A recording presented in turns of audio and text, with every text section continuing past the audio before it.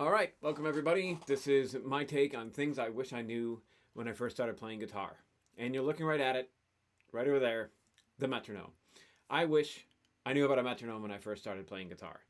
Back when I started 30 some odd years ago playing guitar, there were no smartphones or any of the whirly bangs that we have.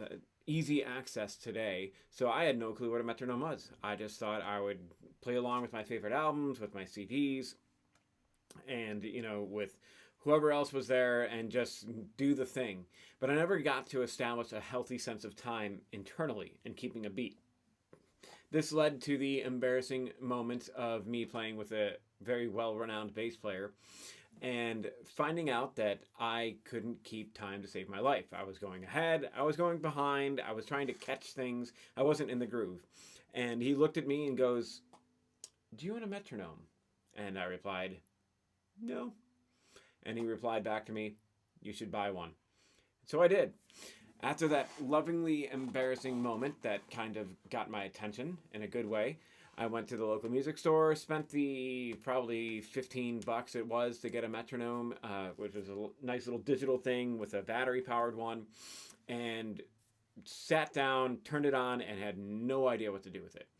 I got a little bit of instruction from him on how to play along with it, what to listen for, how to keep a beat going, and the rest is history. Ever since then, it's been consistently in my practice. Every day for hours on end, driving both my college roommates crazy. My children either have a phenomenal sense of time or they're going to grow up with serious issues of clicking in their heads. And yeah, my neighbors love me a little bit. A little bit. Anyways, it's essential to establish a well kept sense of pulse within yourself, either by counting it out loud, strumming along with it, and never getting into a framework of responding to it. In other words, you don't want to sit there waiting to get punched by the metronome so you can react and play and hopefully get it in time. You want to know exactly when it's coming. You want to know that it's going to consistently come at that time and be able to fall into it with a groove. Usually that takes more time than just hearing it on one beat. You need to hear it for a couple of beats first. You never want to just jump right in as soon as they hit go because you don't have a frame of reference. So, with that in mind, basically the metronome does this. Just a click in its simplest form. You'll often hear studio musicians, including myself, of asking for more click, less click, setting up a click, rendering the click in the track. And this is just to get it so that the metronome is heard throughout the whole thing when you're playing along with it. All the pros play with the metronome. I have yet to see anybody at even a mediocre level of musicianship play without one and be considered mediocre. You need to have that going, and you need to have that particular sense of time.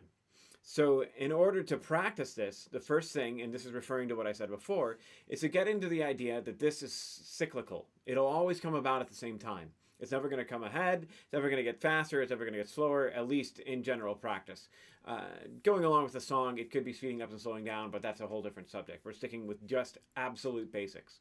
So first thing is to get used to the cyclical happening of it. You start it, it's going to come about at the same point. All these the numbers up in the corner, the 100, it has to do with beats per minute. So it's all relative to that. This is 100 beats per minute, so a little bit slower than half a second per click. And that can be adjusted up or down, whichever.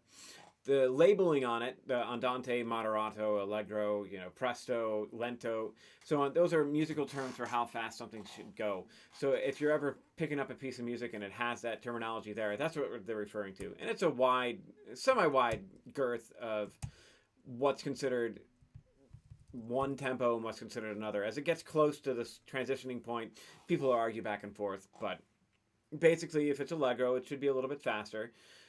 If it's adagio or andante, andante is more of a walking pace, but adagio is a little bit slower than that, and lento is very, very slow. So, with that in mind, how does it work? Well, we can apply it to scales, we can apply it to chords, we can apply it to music. Obviously, all those things are directly usable, or let me rephrase that. The metronome is directly usable with all those things. So for example, if I start this off here, I'm going to have this represent a quarter note. If you look at my screen, you can see that there's other types of notes below that, and we're not going to get into those. This is just basic things. So say I had a study that required me to go X amount of time at a certain tempo and just going 1, 2, 3, 4 on the guitar. So I wanted to see if I could do it 100 beats a minute, and now I will set it so that I'm going to play 1 note per click and just go. My metronome starts. I'm listening to it, first of all. Next thing is I usually tell my students, and I try to do this myself in practice, is to get a mental count before I start. In this case, I'm just going to count to 4 with it out loud, and then after I do that, I'm going to start, because I've already kind of established what will happen in terms of the next beats, and we'll go from there. So we got 1, 2, 3, 4.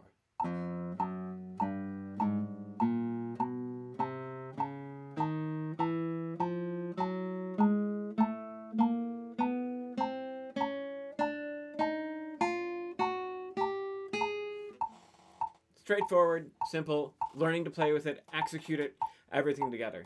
The metronome will allow you to coordinate both your hands, like my plucking hand and my fretting hand moving at the same time, and it continually drills in a sense of pulse. I can change it so that certain notes are accented and not, but that's getting into a little bit of advanced treatment, so we're not going to necessarily do that now.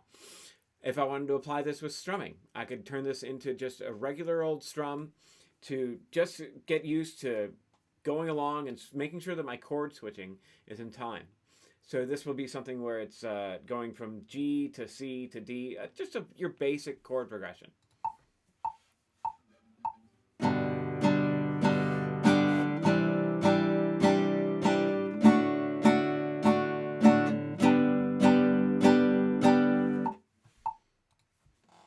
Gives me a sense of when I'm going to be switching to the chords, how quick I need to get my fingers to the next spot, and this can always be adjusted. I have it set at 100 because that's what the software boots up at, but you can set it to 60, nice and slow. You can set it to 30 beats a minute, which is honestly 30 beats a minute is a little bit below what we can perceive in terms of time. It's very difficult to play along with that. So I would recommend starting anywhere between the 50 and 60 range if you've never used it before, because we're used to feeling in seconds if we're counting just randomly. So that kind of gets it so that it's familiar ground, and then you can work up from there. So this has been something that I wish I would have known right when I started playing. It would have helped establish a sense of time and rhythm right from the get-go instead of having to do a lot of work to unwind all the bad habits that I have. And now it's something that as soon as I get students, this is one of the first things that they start to learn to use. It's an incredible tool, and that is one thing that I wish that I knew when I first started playing. See you all next time.